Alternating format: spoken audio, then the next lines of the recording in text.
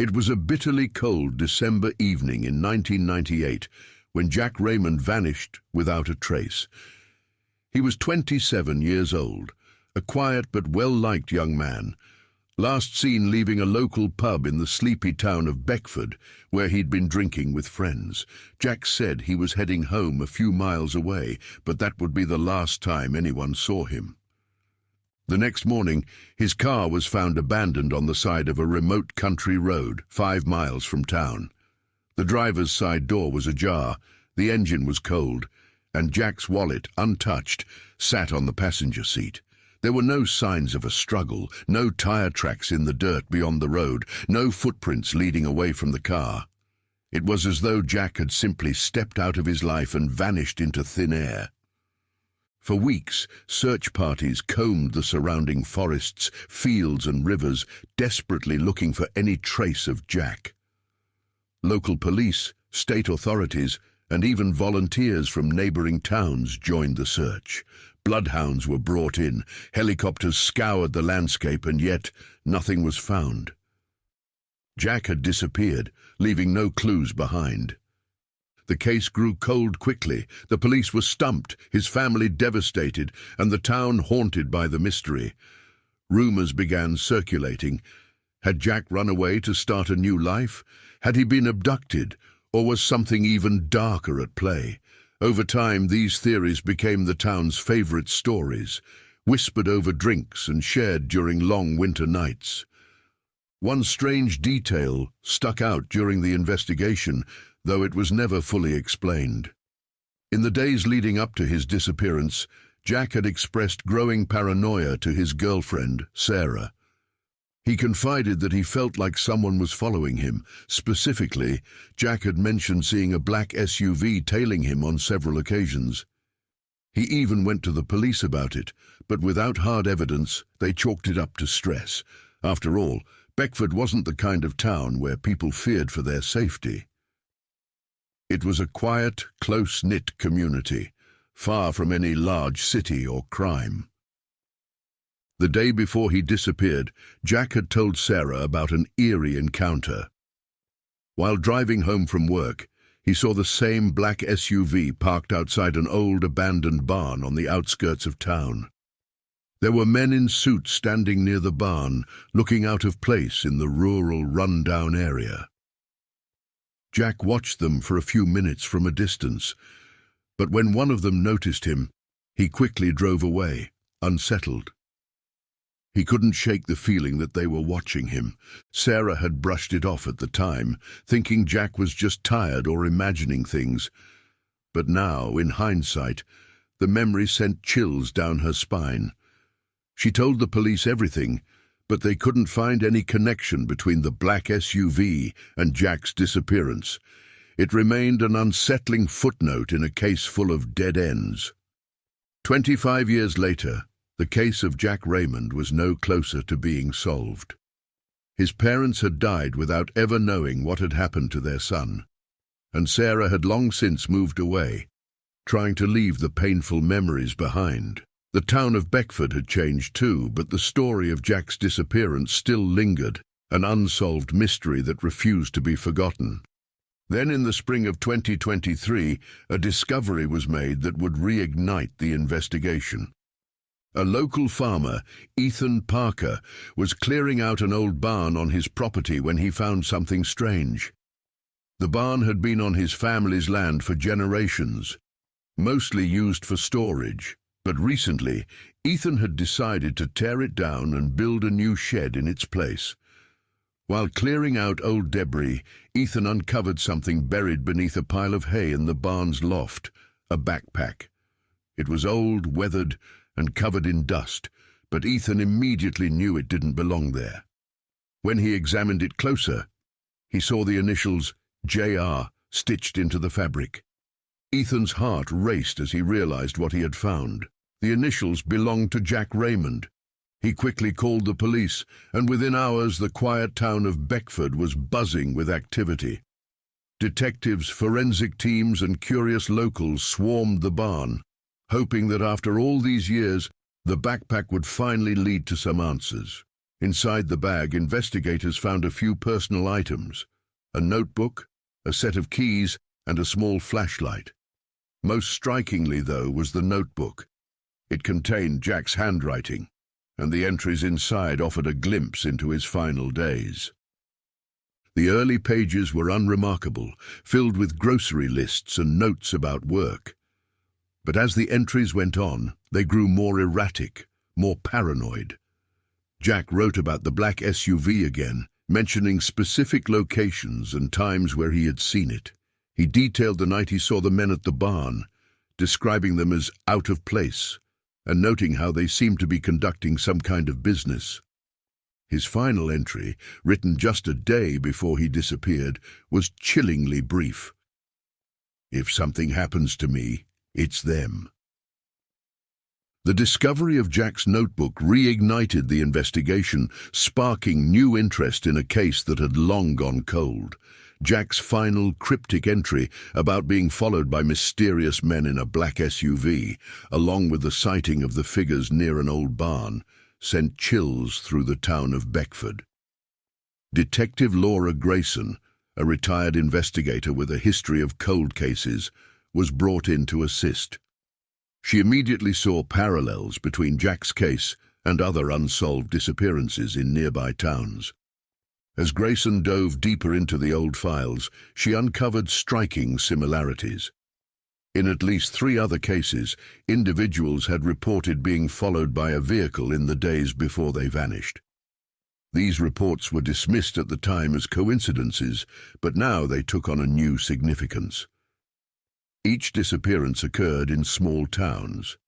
Each involved sightings of a black SUV, and each victim had expressed fear of being watched. Grayson visited the barn where the backpack had been found. It was remote, surrounded by dense woods, and had clearly been abandoned for years. The barn, along with the property it stood on, had a long, troubled history. It had changed hands multiple times over the decades, most recently owned by a now defunct real estate company that had gone bankrupt in the late 1980s. The real estate company, Reynolds Co, had bought up rural properties across multiple counties during a land boom in the early 80s. They quickly went bankrupt after a series of bad investments, but rumors persisted that the company had been involved in more than just real estate. Some locals whispered that the company's founder, Arthur Reynolds, had ties to organized crime. But when the company dissolved, Reynolds vanished without a trace, leaving behind a cloud of suspicion. Intrigued by the possible connection, Grayson began digging into Reynolds' past. What she found was troubling. There were whispers that Reynolds had been involved in various illegal activities, from smuggling to money laundering. These rumors had never been substantiated, but the more Grayson uncovered, the more convinced she became that Jack had seen something he wasn't supposed to. Jack's final days, as recounted in his notebook, showed a man increasingly desperate. He described feeling like he was under constant surveillance, and he believed the men he had seen at the barn were involved in something dangerous. Grayson tracked down some of Jack's old friends and colleagues, hoping for more insights into his behavior before he disappeared. One friend mentioned that Jack had been unusually tense in the weeks leading up to the night. He vanished, jumping at small noises and refusing to talk about what was bothering him. What troubled Grayson most was how Jack's paranoia seemed justified. The more she read through his notes, the more convinced she became that he had uncovered something far bigger than a simple land deal. And the fact that Reynolds had vanished without a trace only deepened her suspicion that the real estate company had been involved in illegal activities, possibly linked to Jack's disappearance. But the question remained, why Jack? Had he simply been in the wrong place at the wrong time? Or had he stumbled onto something more? The barn itself yielded no additional clues. Forensic teams combed through every inch of the structure, but after 25 years, any evidence had long since disappeared. However, Grayson found a few old documents in the local property records that caught her attention. The barn and the surrounding land had been purchased by Reynolds Company in 1982, just a few years before the company collapsed. Several other properties in the region had also been bought up around the same time, all remote, rural locations, much like the barn. As Grayson pieced together the pattern of purchases, she realized that these properties formed a loose regional network, each one located near where another person had gone missing. Jack wasn't the only victim. He was part of a bigger web of disappearances that had never been connected. Detective Grayson's discovery of the real estate company's connection to multiple properties where disappearances had occurred opened a new path in the investigation. She began tracing these properties, each one tied to Reynolds Company, looking for patterns and links to other missing persons cases. As she mapped out the locations, it became clear that the disappearances were not isolated incidents. There was an eerie consistency. Each victim had been close to one of these remote properties before they vanished, often after reporting similar feelings of being watched or followed. One such case stood out to Grayson. A man named William Bill Keller had disappeared in 1991, not far from one of the properties that Reynolds had owned. His case had been almost identical to Jack Raymond's: an abandoned car, no signs of struggle, and a life left behind with no explanation. Bill had also reported seeing strange figures near his home in the days leading up to his disappearance. At the time, his claims had been dismissed as paranoia, but in light of the new information, Grayson wondered if Bill had been targeted by the same individuals. Ethan Parker, the farmer who had found Jack's backpack, had been following the case closely and agreed to assist Grayson. He'd grown up hearing rumors about Reynolds and the shady dealings tied to his properties, but had never given them much thought until now. Ethan recalled hearing about suspicious men visiting the barn on his family's land in the late 80s, around the time Reynolds Company had collapsed. These men, Ethan explained, had a habit of arriving late at night, their vehicles parked just out of sight. They'd stay for hours, speaking in low voices and avoiding contact with locals.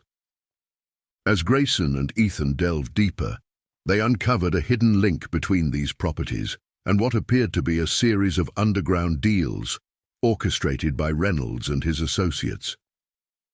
The properties weren't just rural holdings. They were being used for something covert, possibly criminal, and the victims like Jack and Bill had unknowingly stumbled into the middle of it.